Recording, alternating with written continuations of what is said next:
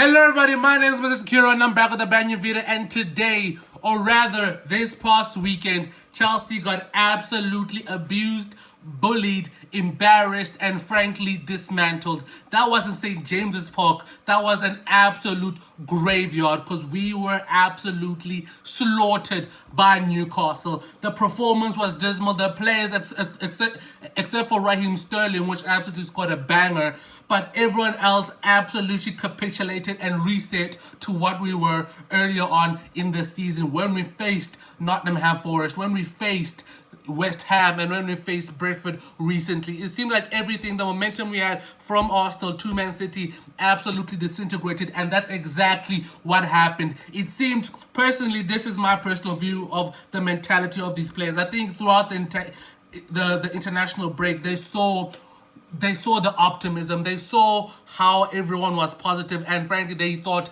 they didn't have to give everything, because this reminds me of very much of what happened to West Ham, and I think it was a similar scoreline, 4-1 or something, I'm not sure. Everyone was positive about Liverpool, how we performed against Liverpool, and Chelsea fans, expected to win against West Ham, and we played well against Man City, expected to win against Newcastle, and frankly the same thing happened. Why is that? When we perform well, of course there will be optimism in the fan base, rightfully so, because we were playing well against the best team in the world, or one of them arguably. But why does that performance basically disintegrate? Why does that performance basically mean nothing at the end of the day? Because we needed to win to have some hope in top 8, to get into top 8, and have hope for realistic hope there anyway, into top 4. And personally, I do think we'll still get top 4. But that international break, I feel like the optimism, everything kind of affected the players, and they felt that, wait a minute, this will be an easy game, because the fans say the easy game. Because we must remember, these are young players, this is a young team, and frankly except from Sterling, Cole Palmer wasn't there. Nicholas Jackson is barely there. Conor Gallagher was off it. And frankly, we were bullied. We were absolutely bullied, manhandled, and frankly, they took our lunch money. That's what they did, and that's exactly what I didn't want to happen. The physicality that they had on us was absolutely phenomenal. They absolutely bullied us. Joe Linton and Lascelles, what an absolute performance what a performance they had, because everyone will say the 17, but the 17-year-old just had an assist, and Badia Shield, but that's another conversation, bro. Because I was actually surprised and stunned, because I didn't know Poch wasn't allowed by the touchline, and I think that was a real problem, because this young team, arguably the most integral part of this team is Pochettino. He's the one that can develop these young players and can shift tactics around. We saw it against Arsenal, Tottenham absolutely, we're not going to regard that, and Man City. Those two games, Arsenal and Man City, you can say we dominated because of his tactics and because of his in-game management. And we absolutely needed that against Newcastle. But frankly, the mentality of those players was not good enough. And as well, starting Badia Shield and Ugo Chukwu was too much, because we are in a fragile part.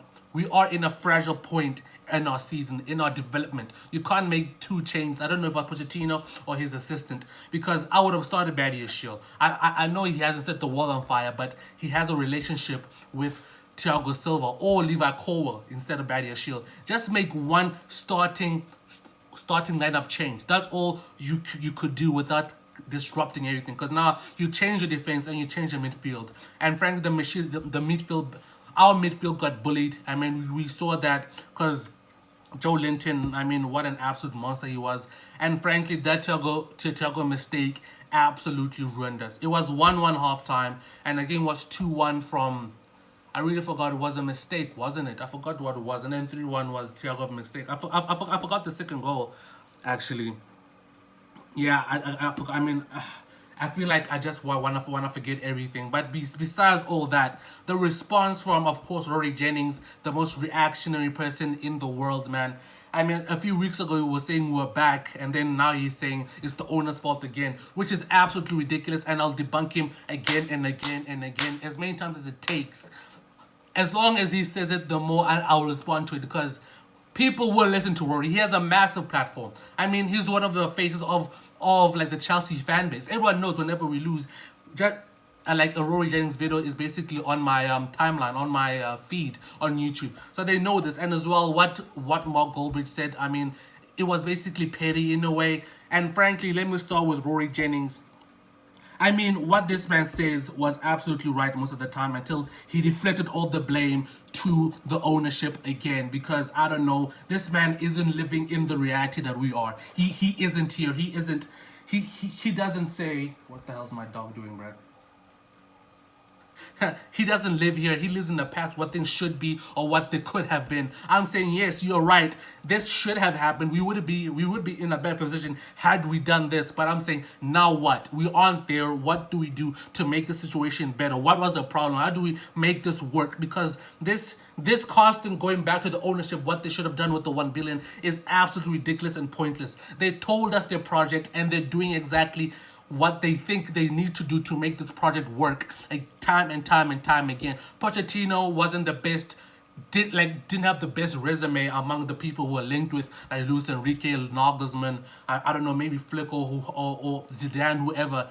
But for this project, I think he was. He is a developmental coach and he's a phenomenal coach when you look at all the candidates for the job. So they're trying to make this thing work, and I'm saying, okay, this is how we can make it better. This is how we can accelerate the progress. And this is how we need to do it. I'm living in reality when he's living in fantasy. And as well, I'm saying fantasy because how the hell do you think these owners, Egbali and Todd Bowley, are here for money? How does that make sense on any logical spectrum? How do you look at over 100 million spent on Enzo Fernandez, or over 100 million spent on Caicedo, 90 million on Mudryk, 30 million on Washington, I think, and I think like 25 on Jackson and Palmer 40. Just look at the amount of money we spent on these youngsters, and you think we're gonna resell them later for a profit. That only works if we're performing well. That only works if we win trophies. That only works when you are happy. When you are happy because you want us to win, and we need to win for the Nemanja Weeklies to be sensational, for Mikhailo Mudryk to be successful. I mean, his theory depends on us being well, and when we're being well, we are winning trophies. You don't just buy a 20-year-old from Brazil that no one knows of, and then pay 20 million for him, play his release clause, and then expect to sell him for 50 million down the line. It just doesn't make sense. It just isn't how it works. It doesn't work because look at Alex Scott. Alex Scott is a freaking, I think he's on Bournemouth or whatever, but people like to say he is the next big thing, but his valuation isn't 50 million. His valuation isn't 100 million because he's just an up-and-coming prospect. They need to be playing well and they need to be young for the valuation to increase. Look at Jude Bellingham. Last season, no one would have said Jude Bellingham is worth 100 million realistically. Now they're saying, wait a minute, that was a bargain. Why? Because he's playing well. And Madrid are winning games. That's how it works, Rory. It isn't just you buy young players and then just expect them to just inflate just because they're getting older. Because, oh yeah, look at that, they're getting older, which means their value deteriorates if they're not playing. Not even a week is, I think, valuation dropped by 5 million because he isn't playing.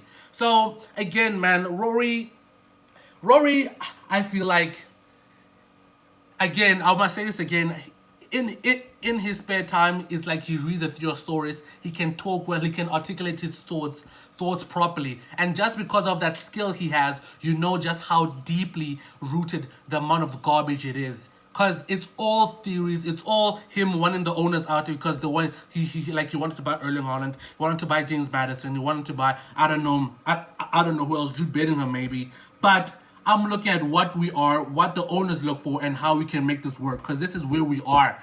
And I think it's an exciting project. It's exciting because it's so risky. If it goes well, we'll be a phenomenal team. So that's why personally I'm like, wait a minute. I actually want to see where this goes up. Because I want us to win trophies. I want us to build a super team. And how do we do that? We buy developmental players who have high ceilings and developmental coaches who can take it out of them. And frankly, that's why I think Pochettino is the most integral part of this Chelsea project. We've seen his resumes developing players at Tottenham and some players at PSG. But him not being there in the Newcastle touchline, I think absolutely changed the flow of the game, because there is some psychological impact it has on players when there isn't constant instructions that you like the person who's normally tend to do things isn't telling you anymore. You feel weird. You're saying, am I doing the right thing? Is this right? Is this right? Is this right? And frankly, to close this video off, actually there's one point out, it's going to be a sidetrack, but Mark Goldbridge's video based on the Chelsea result. I mean, this Chelsea result was a shock to everyone. It was a shock, and now people are saying, woe is me, oh, it's over, it's over, it's over. It isn't over. Because I think the fact that there won't be an international break for 3 months will greatly help us, because I think we're barely gonna have midweek, and there's more time on the training pitch. Because with this young team, most of the work isn't done on the football pitch. I mean, the result is shown there, but majority of the work is on the training pitch. It's on training, developing players, tactics. That's where Chelsea need to absolutely get it nail on right, whatever it is. That's where it is. And frankly, I mean, Mark Goldbridge's problem is basically there isn't enough attention on Chelsea compared to Erik ten Hag. And I'm saying, wait a minute, and obviously, 1 billion spent, 1 billion spent, 1 billion spent on what? What did we spend it on? I mean, just look at a team and you tell me, is this a team that can win the league this season? I mean, of course, again, this goes down to the Rory side. There would have been better ways to use the 1 billion pounds or whatever, 1 billion on players that would get success right now. Victor Osimhen, I don't know, man. I don't know what other great winger, Liao, whatever. There would be a better way to make instant success, but this isn't an instant success project. Basically, what Todd Bowley and Iqbali, and you guys see it, I mean, they want to make a team that can last 10 seasons and them not chucking money, that much money into the club like every season. But now the beginning phase they do, because obviously, like I said, a strike, you can't buy a developmental striker. That isn't a thing. A striker either has it or doesn't have it. Look at, I mean, all the greatest strikers in the world. I mean, even Diego Costa to an extent had it when he was 18. It just like got better and better and better.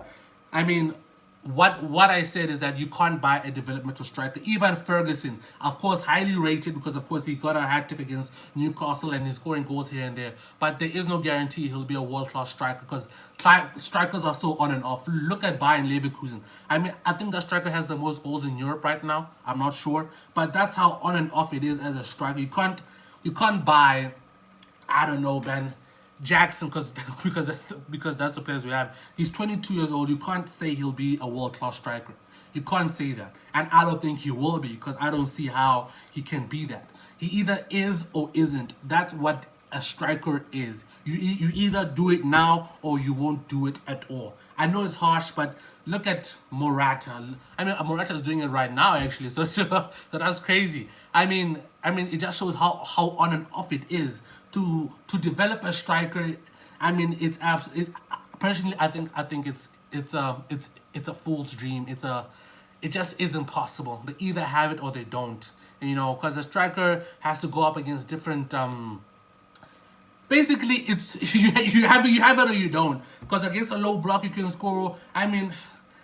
I feel like you guys know what I'm talking about, this striker thing, man. It's so on and off. It's so flexible. You either have it or you don't, and that's basically it. And the fact that Mark Goldbridge, again, to bring it back and get away from that side tangent, what are we? We're building a project. It isn't an instant success project that like Erik ten Hag has. Erik ten Hag has great players. I don't think in the Chelsea squad there is a player of Bruno Fernandes's quality right now.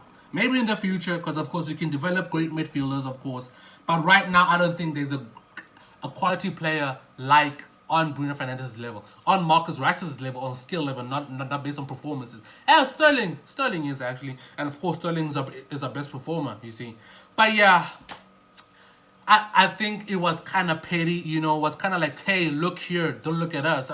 We aren't playing well, and I think Chelsea have been playing well, just like we don't have those moments that they have because they're more experienced. They're Manchester United, they're Manchester United, and I think we will get better. I do think we'll get top four because we will get better and better and better and better and build on. And what Pochettino says is so accurate, man. And the Chelsea fans are saying doom and gloom. I think it's more reactionary, and I think this Newcastle performance was bottom of the barrel. personally, I think it was bottom of the barrel because I don't see another team playing such a physical game and being able to play a physical game like that because it's Joe Linton and ourselves are huge blokes, you know. And the changes we made, Badia Shield wasn't great, but he had moments. Mogo Truku had a decent game but wasn't exceptional. But yeah, those are my thoughts on the Newcastle debacle. I mean, it was I think this video was messy because, geez, man, geez, Louise, bruh. It was absolutely awful, wasn't it? Awful. And I think that was the worst so far, or the worst for the couple of months. Well, will we win against Brighton? I really hope the majority of the fan base doesn't think so, but I think we'll win against Brighton, and I think we'll win against Manchester United.